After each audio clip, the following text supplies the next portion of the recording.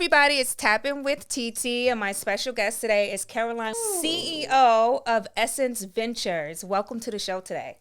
I am honored to be here. Thank you for the invitation. Thank you for the time to spend time with you. I can't wait for this conversation, but excited to be here to talk about something I really love, which is what we do over at Essence as it relates to this thing down in New Orleans. We'll talk about in a second. First of all, it is a true honor to have you here today. I'm a huge fan, huge fan of yours. And I want to talk a little bit about you specifically, but first I want to jump into Essence Fest because that is the thing. Capital letter, the thing. And I'm so mad at myself. Why? Because I have not been yet. I have been dying to go. You have what? I have not been. But let me tell you why. Because I'm waiting on my invitation to speak on a panel. And I said, I'll put it into the universe. So first of all, let's put a tremendous amount of respect on what you just did. I thought you were going to say, I haven't been able to make it. I have a family reunion. You said, when I get invited, I shall arrive. So we shall invite you. I appreciate the clarity. Because then I don't have to worry about it. She'd be like, we have to find a panel for her or she's not going to accept our invitation. Noted.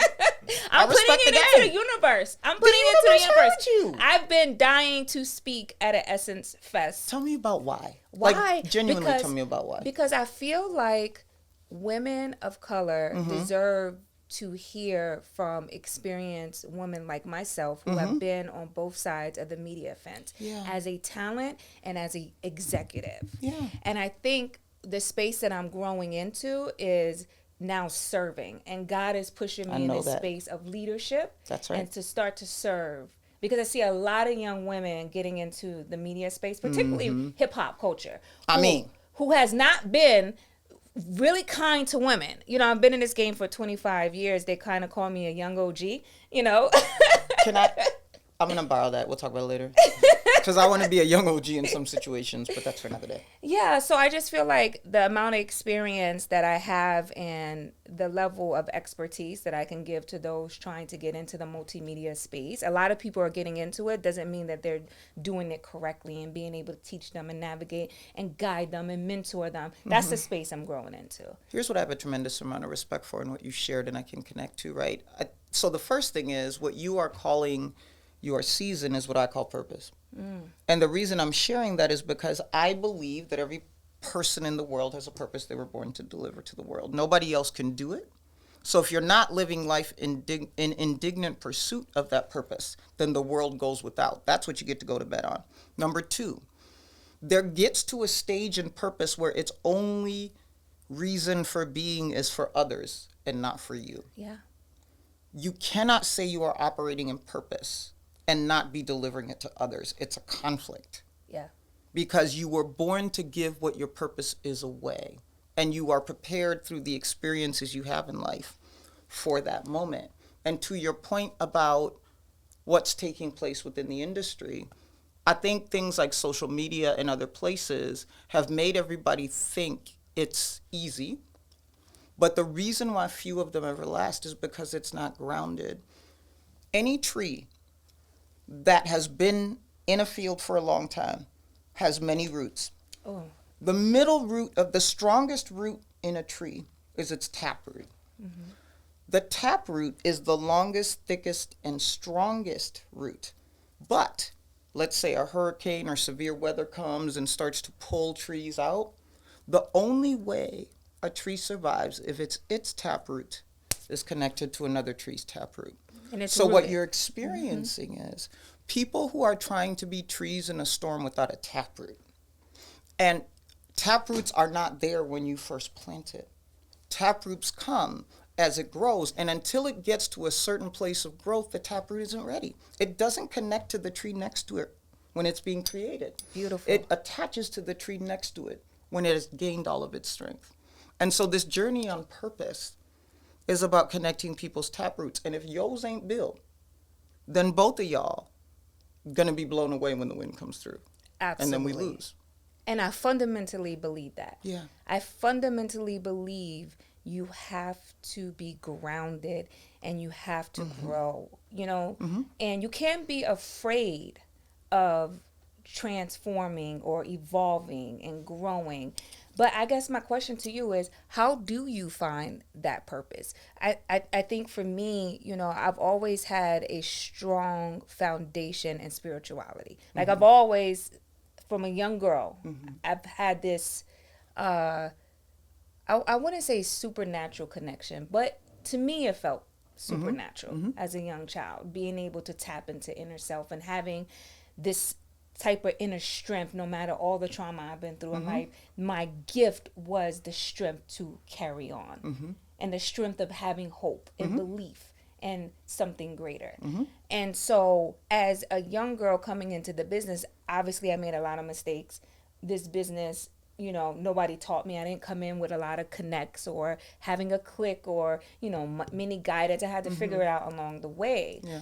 But as someone, you know, who always wanted to connect to my purpose, what advice would you give a young girl who's watching this or listening to say, this was my path? Yeah.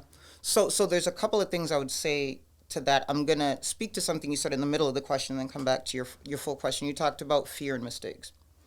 So one of the things I'm constantly reminding people is that I'm not a very confident person.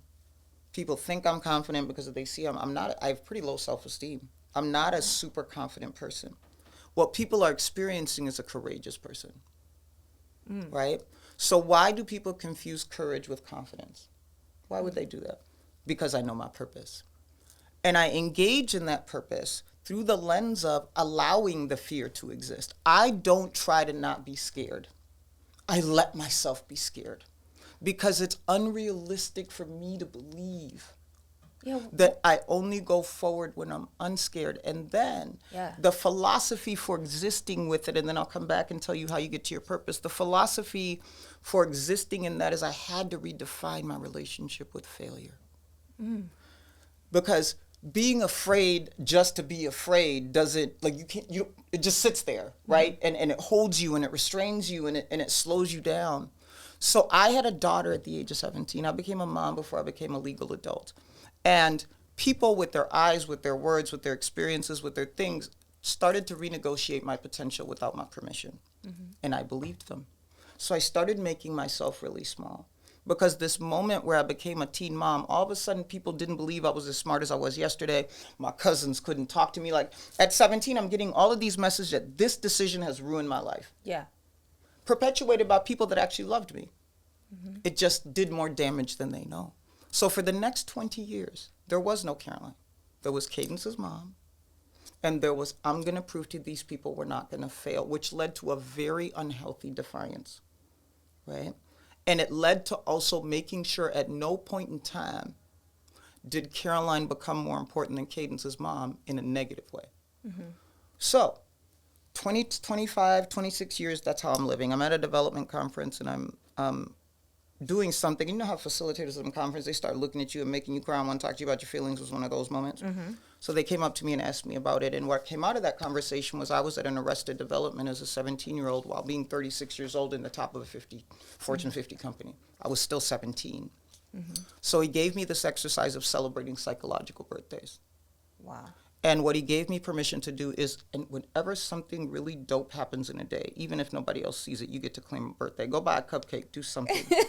And what it did is it unlocked the Arrested Development to meet at the same time. So as that journey happened, what I realized was that psychological birthday exercise was making up for every time something didn't go well that I let be that.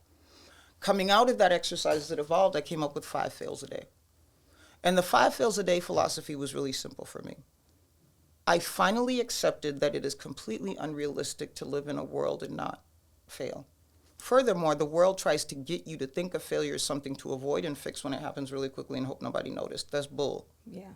Instead, what I chose to do is say, I'm going to encounter it. I know what my purpose is. I'm going to give it a threshold. And so I decided on 5. Type A's like 3 because they pass out when I say 5. It doesn't matter. You get to decide what a fail is and how many. But what was important with it is, do I get upset when a fail happens? Absolutely. Do I get frustrated? Absolutely. What I don't do is stop my day. And people think stop my day means you can't find me. No, stop my day here, stop my day here. I'm ruminating on that failure that happened at 9 a.m. all through the rest of the day. Yeah. So anything that happens after 9 a.m., I don't even engage in, and it could have been something dope. Right. So by giving myself 5 fails a day, I don't get to label it a bad day till I get to 6. And so it allows you to move through the failures much faster because your bounce back is faster. Yeah. Which then gives you a competitive advantage against others because you spent 2 minutes ruminating, they spent 20. You just win in inches. Yeah. So I had to change my relationship with failure. How to find your purpose? Really simple 3-step process. And I need people to accept the simplicity because often if it's not complicated or somebody didn't write a book who said it, we don't believe it. Life is that simple. The people who write a book and make it complicated are monetizing your doubt. Mm-hmm. Believe in yourself. 3 ways you get your purpose. First thing is a really simple exercise if you don't know what. Take 5 people in your life that matter. Mm-hmm. A colleague at work, I prefer one that hates you. You know who they are. Number 2, a spouse or partner. Mm-hmm. Number 3, a really close friend, however you define that. Number 4, a parent or some sort of like authority figure, mentor. And number 5, somebody that thinks you're dope even when you're not, just so you have one feel-good friend, mm-hmm. right? Could be grandma, could be whatever. And I want you to ask them 2 very simple questions and accept the answers. The first question is, what is the thing that you wouldn't do unless you could find me because I'm the best at it in your world? Like you ain't doing nothing till you can get to me. And remember, these are 5 people that know you differently. What you're looking for is themes. Then you ask the other one, which people are least comfortable hearing. What is the thing you would rather die before you'd ask me to do it, but even if we were the last 2 people on earth because you're that bad at it? Yeah. Here's what happens when you start your purpose journey there. You will hear a theme across both questions. And the reason I told you the people to use is because they all know you differently. So if you've got a colleague that hates you, you've got a parent, you've got a partner, you've got somebody in other capacity, and then your grandma's always going to love you, so she's just there to make you feel better. If what you are naturally doing is showing up in all of those places, that's your guidance.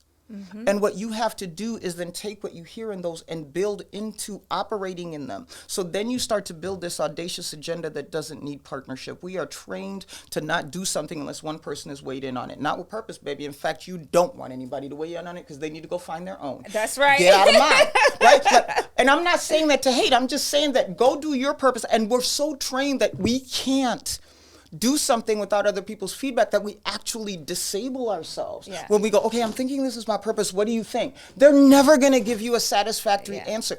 Your understanding that it's what you're born to do is enough, boo. So just build the audacious agenda. Have the unmitigated gall to believe in a future other people can't see and go because the universe affirms that what's right. And then the third thing you do in the search for your purpose is understand how to listen courageously. Now, what do I mean by that?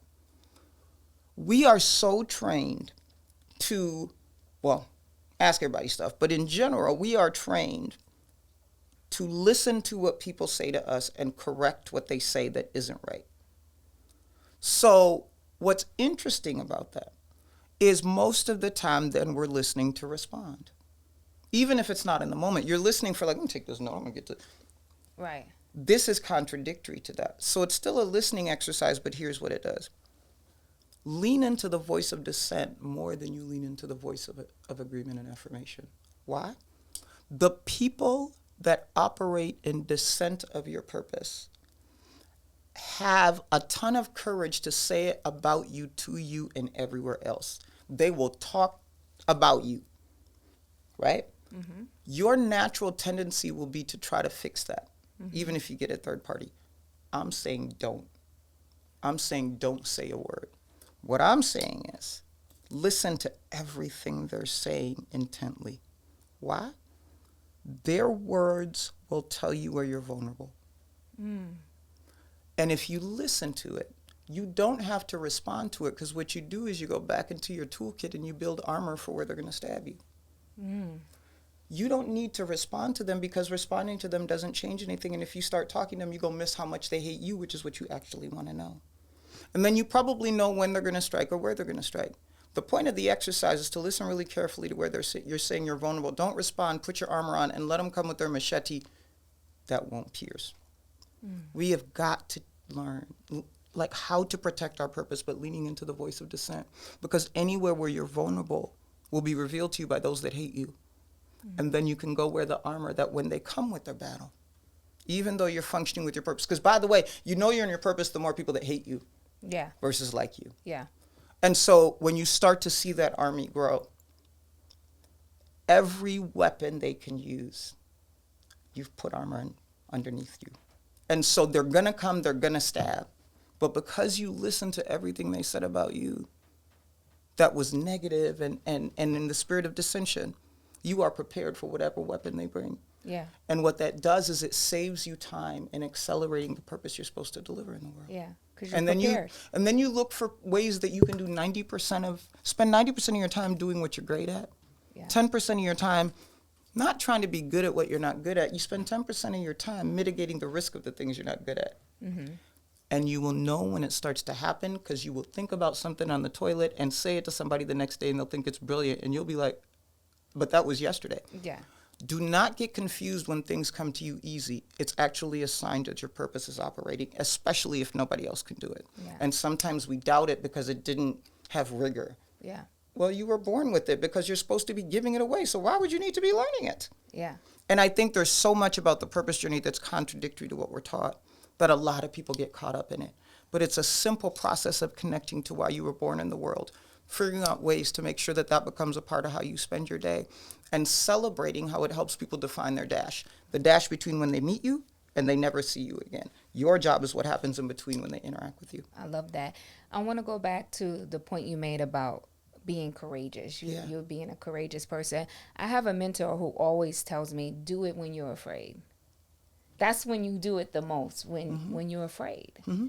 And I have learned that lesson recently, right? Is like I'll be like, oh my God, so many things as to why not to do something. And I think now it's like, no, just do it. Yeah. And I think it's important. I think that's a really good point. I would tell you that I'm afraid 99% of the time. Mm-hmm. I would tell you I'm operating scared. And I'm not saying that to be facetious. I'm telling you the truth. I'm operating in a fear of something. It might be a reverent fear. It could be a real fear. So then how do you exist in that? I think for me, the generations that came before us earned us the right to be more and more vulnerable. This conversation we're having wasn't possible 60 years ago. Mm-hmm. There's some women that fought so that you and me could sit here and have this conversation.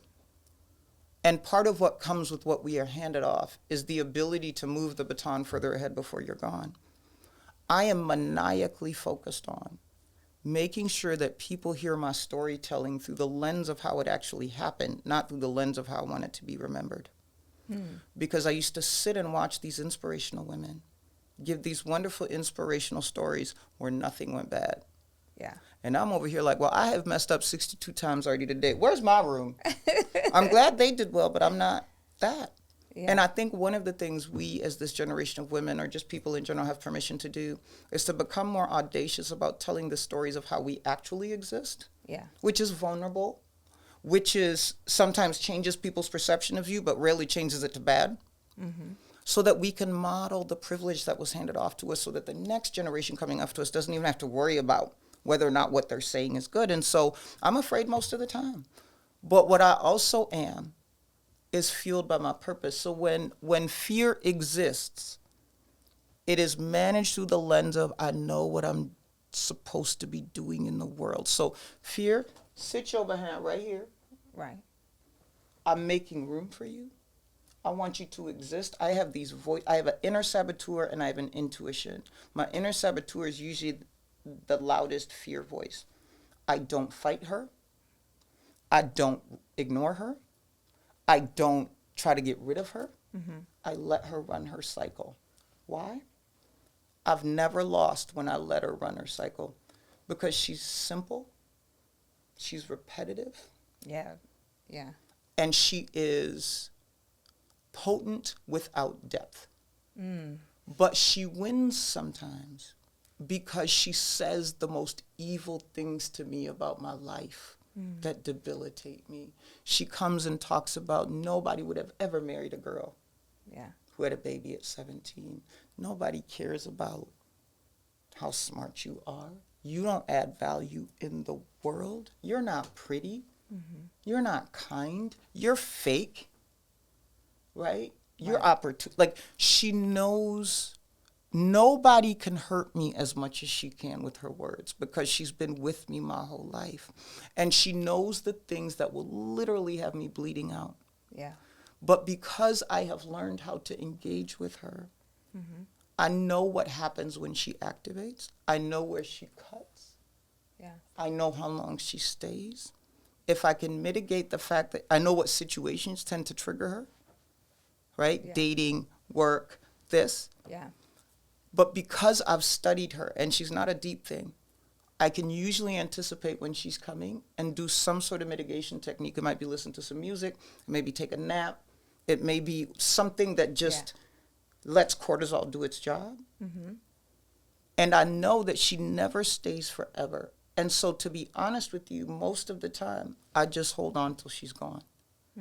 That may mean I don't need to schedule a whole bunch of things to do that day, because she'll sabotage those. Right. But when she arrives, I let her stay. Yeah. And every time she comes, she does what she does. She uses the same lyrics. She stays for the same amount of time. Yeah. And if I don't try to make her leave, she leaves on her own. And the most important part of that is when she leaves, everything is exactly like it was before she came, despite of what she was trying to contribute me of. So after I do that process, I don't get up and look at things being behind. They're actually still exactly where I left them, which continues to reinforce for me that in my fear, I just let it do its thing. The more I fight it, the bigger the damage is. The more I study it and let it be there, the better I am when it comes through. Yeah. And I live with depression and other things that make that harder. But at the end of the day, fear is ever present for me. But changing the relationship with failure and knowing who my inner saboteur is and what her intent is in the world is how I survive through each day. I love that. I love that. That's beautiful. It's beautiful that you're sharing that to the world, because I think a lot of folks watching this will be encouraged, you know, through that. So Essence Fest has become such a safe place for Black women to be seen, to be heard. I read in an interview you did, you said that you decided to take the CEO position at Essence because of, you know, the history, and not just, it wasn't just a job for you. It was like you're carrying on a legacy. Speak a little bit about that and why Essence Fest is so important to the culture in general. So this is one of those things that'll connect to what I just said about fear. I used to be really scared to tell this story because I knew the judgment that would be there, but it was necessary despite the fear. So I worked at the Target Corporation for 15 years. I started as an intern, left as Chief Culture Diversity Officer. But after about 3 years in the job as the Chief Diversity Officer, I'm a mischievous person. So I started to get bored because the work was starting to do its thing. Things are getting to status quo, and that's when I start making trouble.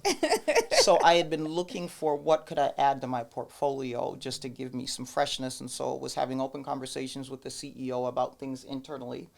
But he was also really supportive of what I was looking externally, and I was just on a search. Like, there was no, I didn't have to leave. Like, it was the most liberating thing to be in, right? And so I remember that through that, I didn't really find anything externally that was of interest. Like, it was D&I different way, and I'm like, there's a devil you know, devil you don't. I'm gonna stay here and do that, because I never had the desire to be a practitioner. But externally, so that was externally. Internally, everything that came about fell through for one reason or another.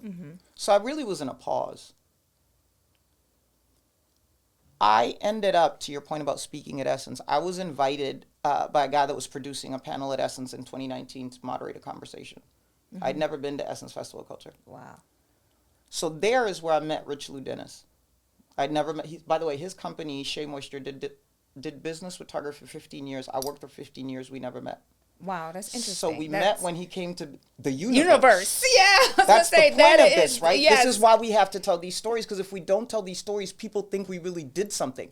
I did something, but the universe did something. Yes. And every time it does something, you'll build more trust with it. Yeah. So Rich was in the audience. I remember I opened with this quote, and it was a very cerebral quote. And he the only one clapping.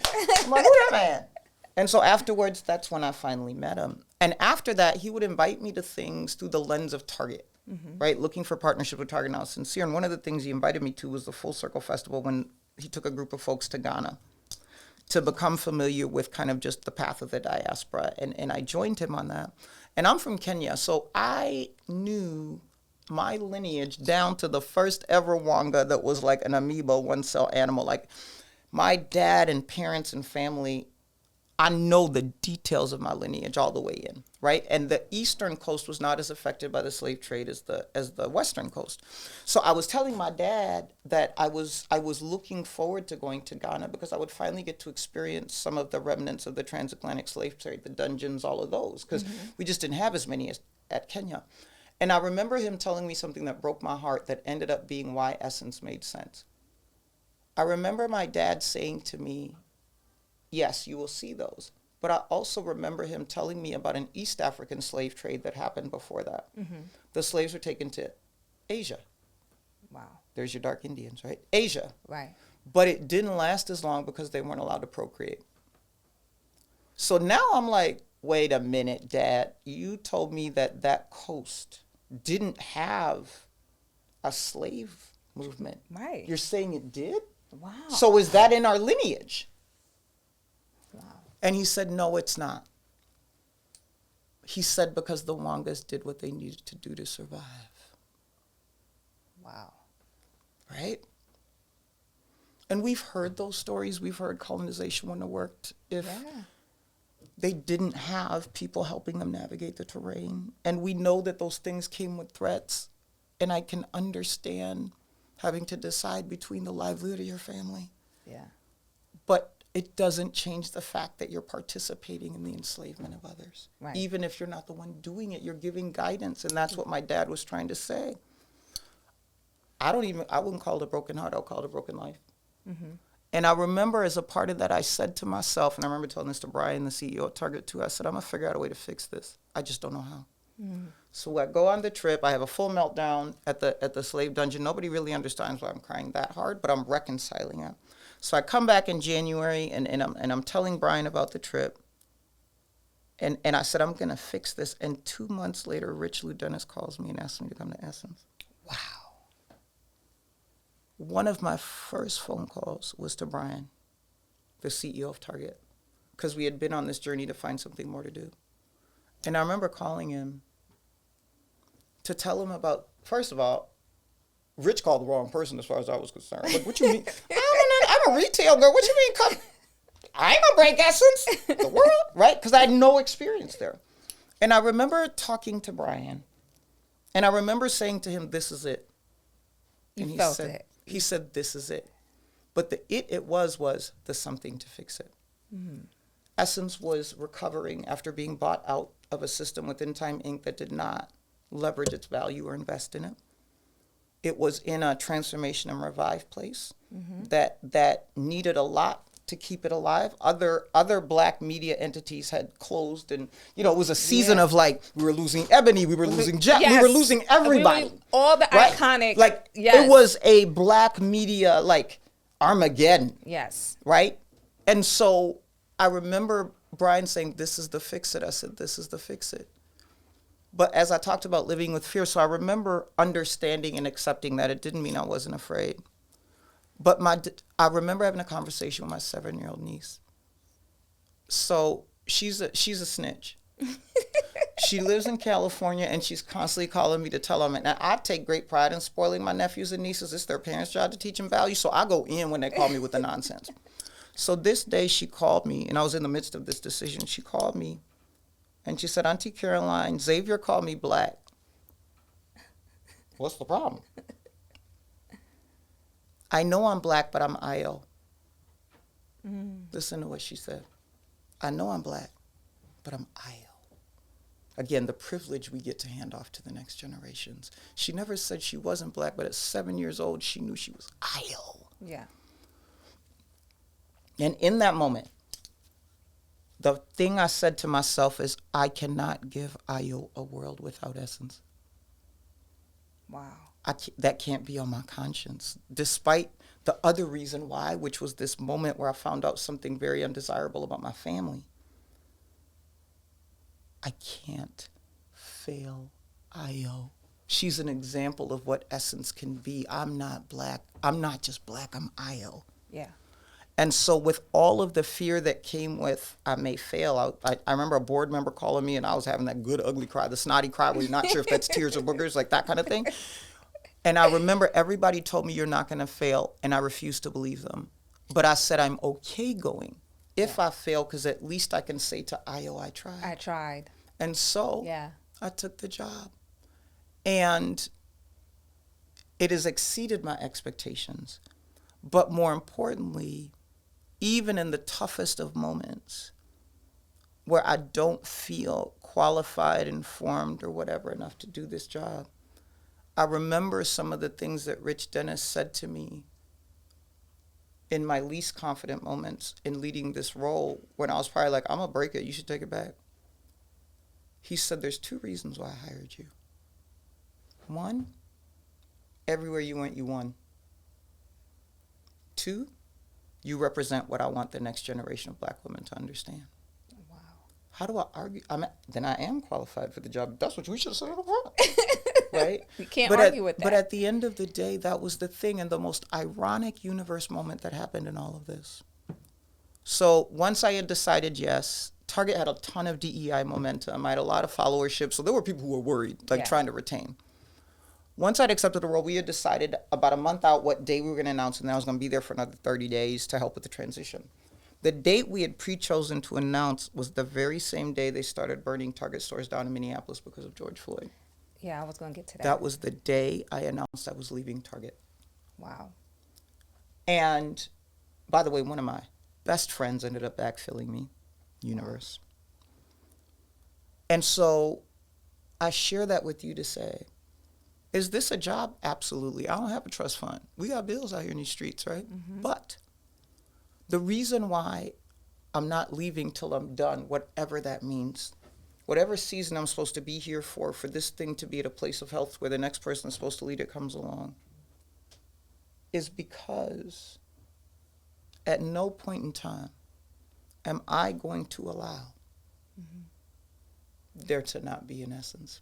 And so in those toughest moments, when people write hit pieces about me, when people try to use my lack of media background to discredit, when people hate on my gift of public speaking and say that I'm trying to use the brand for myself versus I brought my own reputation to help the brand. And by the way, there's nothing wrong with that. I don't think there's anything. There's nothing wrong with it, but remember what I said about the voice of dissent. Right. It tells you where you're vulnerable. Right. In the days where I literally have resigned in my head or out loud, which I've done that too, the next day is fueled by the fact that I was brought here because I won everywhere I went. And my life is representing what we want all Black women globally to believe they can be. And until there is a day where I wake up and don't feel like I have a purpose to serve, I will be here for us, for our cultural artifact, because the Dennis family doesn't own this. We do. Mm-hmm. And they be in my DMs telling me that all the time. Mm-hmm. I met somebody when I came into this job who we had not had a great relationship with and was trying to repair. And I saw her, I introduced, she was a Black woman that works in publicity. I shook her hand when I met her, and she goes, I know who you are. I was like, are we getting booked? Like, what's about to happen? And she goes, it's my business to always know who's in charge of Essence. That's how important it is to our community. It doesn't matter whether the person's good or not. You ain't just gonna sit at the top of our thing and me not know who you are, regardless of whether or not I think you're good. And so that's why I'm here. So what's your plan, I would say, to keep Essence growing and evolving and still being this cultural phenomenon that it is? I mean, the Essence Fest obviously is one, extension of it, and it's coming up in July, everybody. So make sure you guys get your tickets. New Orleans. You need to be in New Orleans in a couple weeks. What's your vision? I get asked about this question all the time. People say, "What's next for Essence?" All of that. So it's a really simple answer. So if you don't know the history of Essence, please go to OWN, Oprah Winfrey Network, and watch the documentary we released last September. It's called Time of Essence. It's a really great documentary. It's so good. It's really and I good. knew what it was going to be when I watched it. It's really good. I wish I'd have had it in onboarding, but that's another day. It is telling the story of Essence through the 5 decades. So each episode is a decade. So I share that with you because I end up narrating that, right? Which they hoodwinked me into, but that's topic for another day anyway, because really the way that it ends, Rich and I don't really come into the picture till that last episode. Right. It's 50th year.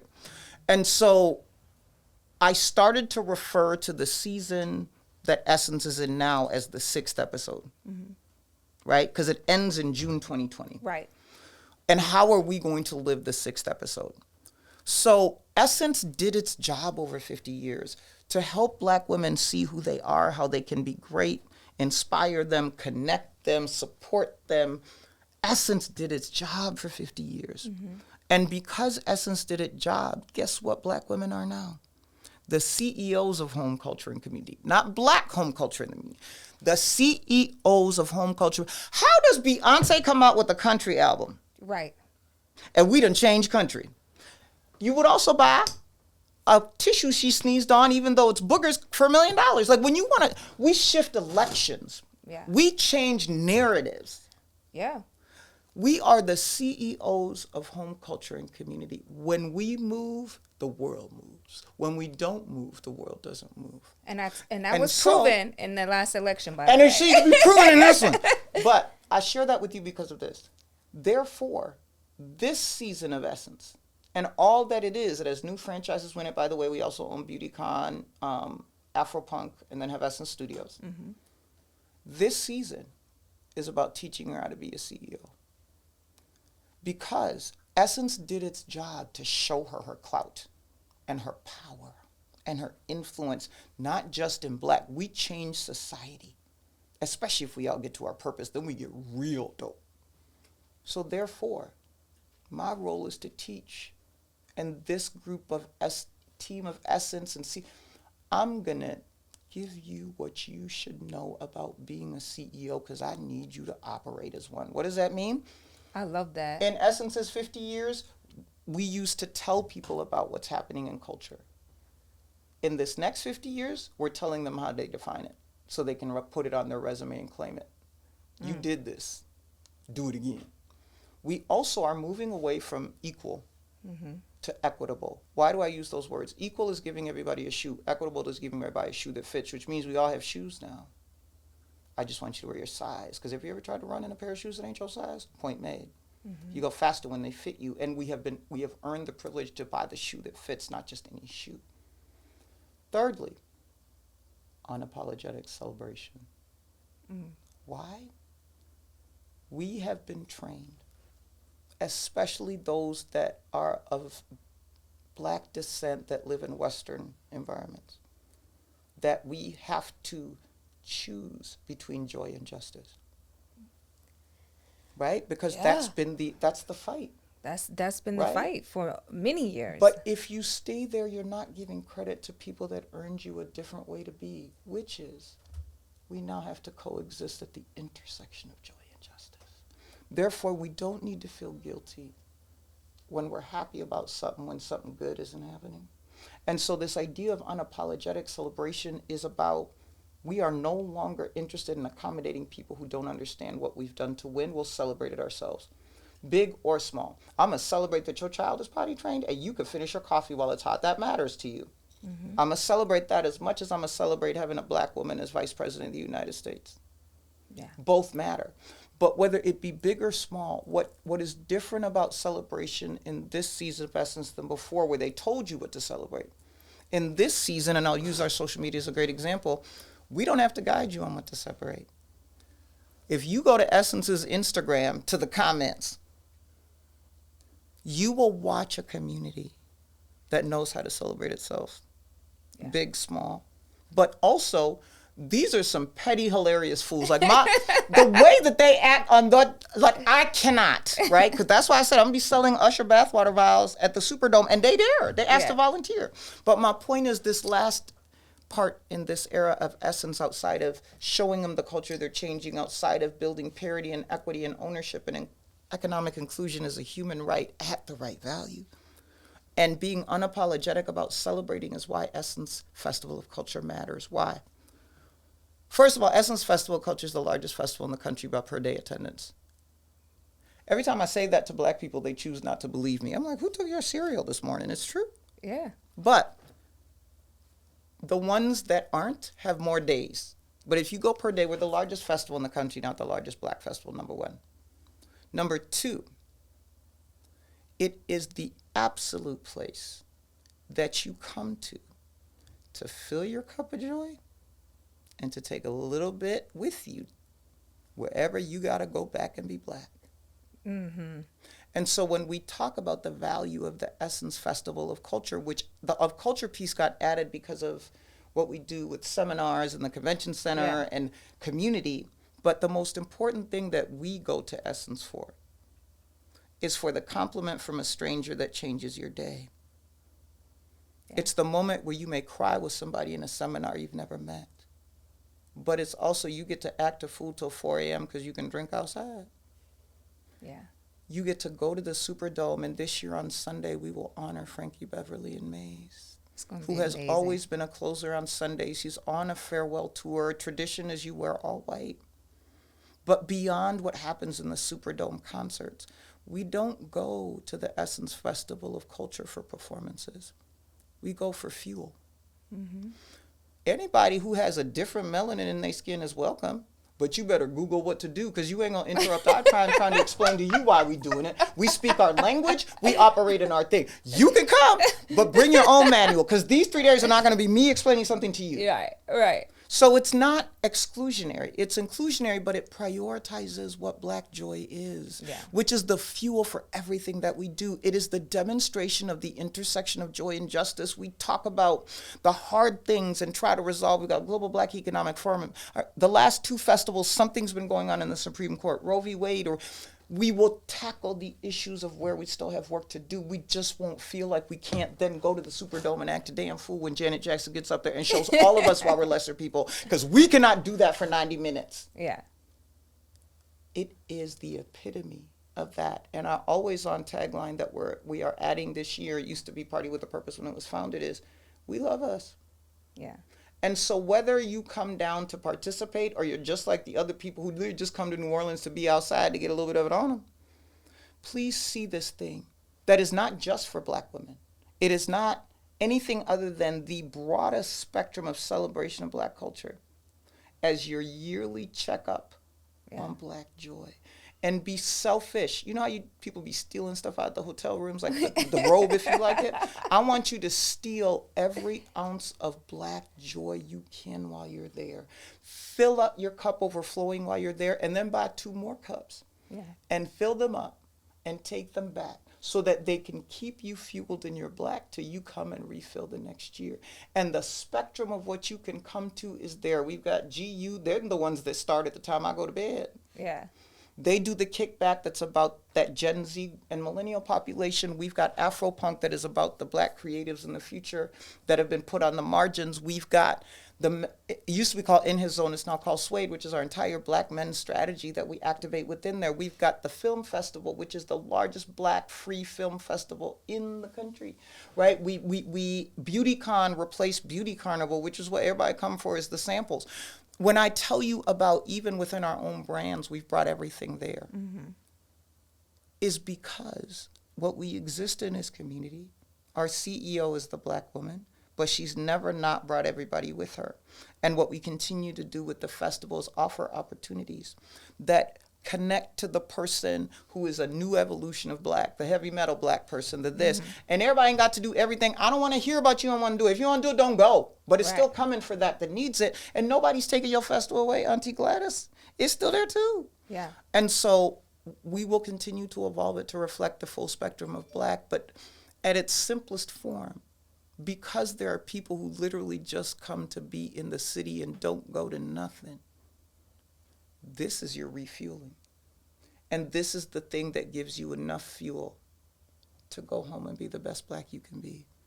And what fills you up is what the spectrum of experiences are. People should download the app. Absolutely. And we 30 years old. So I'm gonna say 3 words that will tell everybody how to prepare for Essence Festival this year. Black birthday behavior. Enough said. That's enough said. So I know we have limited time with you. I'm verbose too, my bad. I have 2 questions I want to ask you. What makes a good leader? what makes a good leader? What makes a good leader? I will give you my perspective. Yes. Which is, first of all, I think what makes a good leader is a leader that's human. And I know that sounds really simple. But the reality is most people live a very fake life, especially if they lead a team, right? Because they feel you have to show up perfect and you have to know everything, right? Because your team is depending on you. It's not even malicious. It's training. And because of what's happened to prior generations, it's even more training. Don't you let them white people see, you better go. And so I think that there's a misconception that being a leader is being perfect. Mm-hmm. I disagree. I think being a leader is demonstrating the best of your broken humanness. The importance of talking about when you're afraid. And I share that because so one of the things I do when I take on a new team, I share these things called my I am slides that replace my bio. Mm-hmm. That are all of these things about me that are more important for you to know about Caroline. And there's everything on it from I'm a Kenyan that can't run a marathon to the fact that I have intellectual flatulence and it smells verbose, to the fact that I live with depression and diabetes, to the fact that I'm not a citizen and can't vote. It's these slides that tell 22 things, and I send that to new teams when I start a new job so that they can know the human and they feel the mutual vulnerability come with what they want. And then I have a list of 31 questions. I call them the assimilation questions. I've never been able to make them 30. I don't know why they're 31. And it's a whole bunch of questions that I have when I come into a new company that are questions about anything other than work. Mm-hmm. And the questions are on there like, tell me about the best and worst day of your life. Tell me about somebody you really miss. Tell me about somebody you're really excited to meet. Tell me what something you do that's going to get on my nerves but ain't going to change, so I should just charge it to the game. And I send those out and I say, your only job is to pick 5 of these questions you want to answer with me. Whichever 5 you pick, I'll answer to, and you don't need to tell me in advance. So I send them these slides that tell them all the parts of who I am. And I'm a jovial person, so they're animated. It's a whole bunch of craziness. Yeah. And then I give them questions about really vulnerable things that I tell them they can ask me before I ask them. There's a mutual vulnerability. And here's why that's important to leadership when I say be the best human you can. You will never be able to find yourself if nobody tells the story of when they were where you are. Mm-hmm. I talk about diabetes and depression because there's probably people all over my teams that live with diabetes and depression. And I want them to know that self-compassion is possible. But if you don't know I have it, then you're afraid to tell me you have it. And when I make it safe for you to tell me you have it, then that means when you hit a cycle, you'll be fine coming to tell me. You won't be worried about if it won't work because you know I have empathy for that. And then the second piece is really simple. The only way you can define success as a leader is by how many leaders you made. Absolutely. Defining people's dash. My scorecard is how many people I've developed into higher levels than I currently am. That's the only thing that matters. Because being a human, 1000% agree between with you. being a human and a human developer, leadership is just the conversation you have with somebody to get them to where they want to be. When I left Target, and everybody was worried about it, Brian Cornell, who everybody asked him, why didn't you try to keep her? Why didn't you counteroffer? His answer was, because she's going to be a bigger star. I was going to end up losing her anyway. Mm. That's what it looks like. I thought that was bull. I was like, he just said these assets. So you look at where my life is now, and every once in a while, Brian will send me a text like, I told you. It is about a self-sacrificial care for others. It is about staying consistent when they act like assholes. It's about believing in them, even when you don't have any belief in your energy. It is about over-investing in the way they need to show up. It's going to their baby shower and their best friend's birthday party. It's not equal.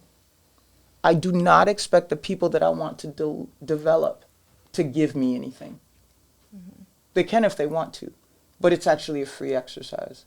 But it's so crazy that you see a lot of CEOs and a lot of people that own these companies now, especially in the media space, they see people as productivity. You know, what can they produce? If they're not producing, if we're not making money, then their value isn't as good.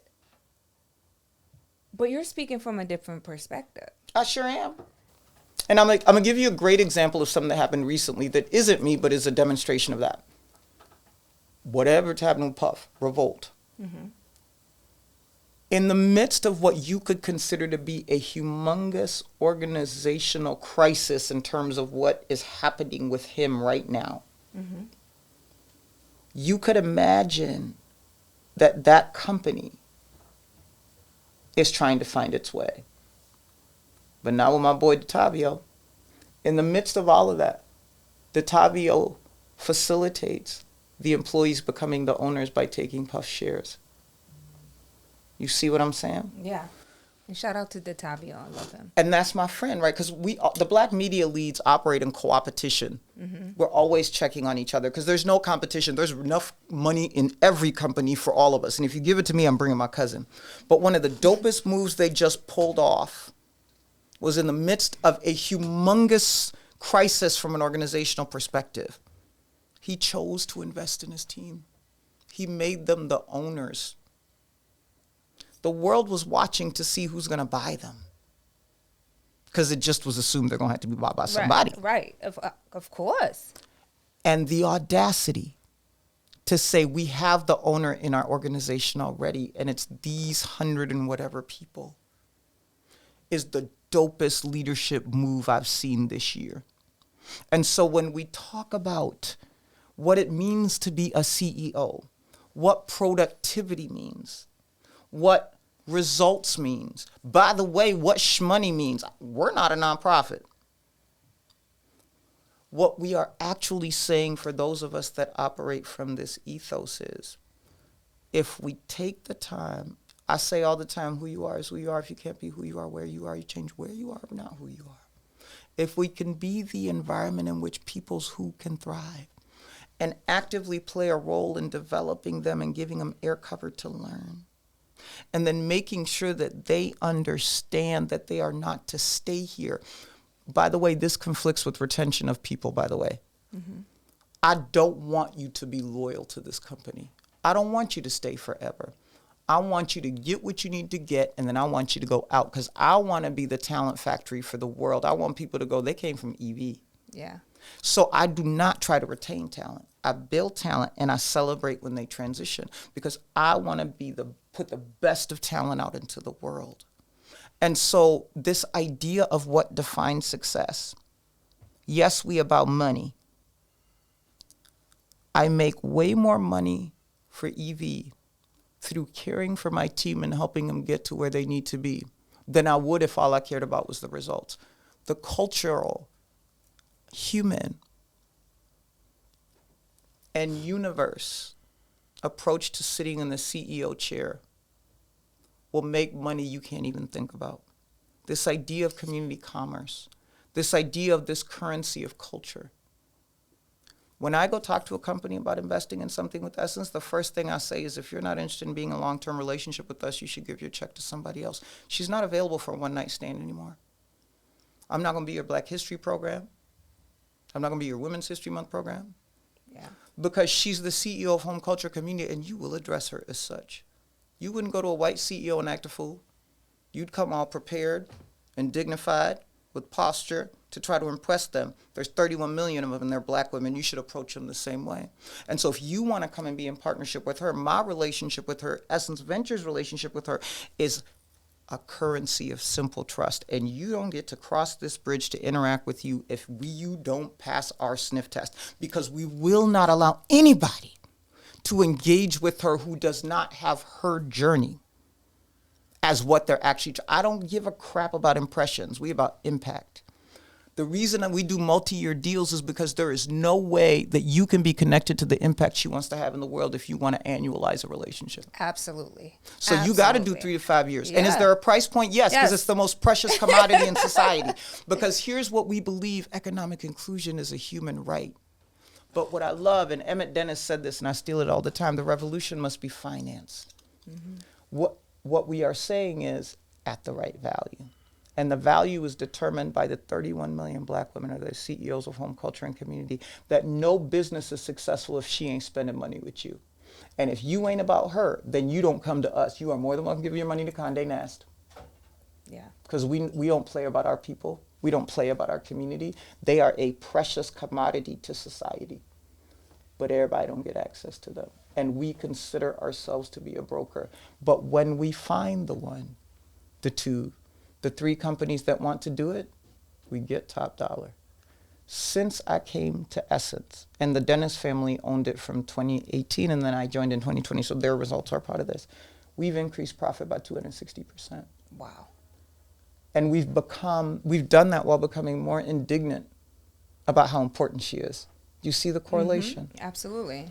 So at the end of the day, a CEO is successful if the people that work for them are built into levels above them and sent out. Because what it continues to prove is that the largest value in any organization is the people. And their value increases and decreases by how much you invest in their growth. And if you invest in their growth, then what they become is an amplifier of what your mission is. And then they start to be even more innovative as they go after that mission. And then people start looking and they poach them. Yeah. And what you get to do is give them a full-ass applause and party when they leave, because that's one of ours. I want people to go around the world and be like, that's an EV person. Yeah. That's an EV person. Yeah. And watch us take the seats you didn't even know we knew where they were. That's what being a CEO is about, and the shmoney will come. It will come. I can sit here and talk to you all day, Don't. I know. They're like Mr. No is over there. I know. But listen, it has been such an honor, Caroline, to sit with you today. I have so many questions to ask you on a personal level, just picking your brain as someone who's been in media for many years and looking to grow to my next phase as I'm growing and evolving and have this deep desire to step into a higher leadership role. Yeah. I definitely want to talk to you. We'll follow. But here's what I would tell you, sis, right? And we hadn't met before today. Mm-hmm. Here's what I would tell you. In what you just declared and the way that you open this conversation, I'll be more than happy to do whatever I can to help with advice, but you're already there. Mm-hmm. You just have phases. Yeah. So I am more than willing to be whatever tailwind I can be for where your aspirations are. But don't confuse that with you need anything from me. You got this. Right. You got this.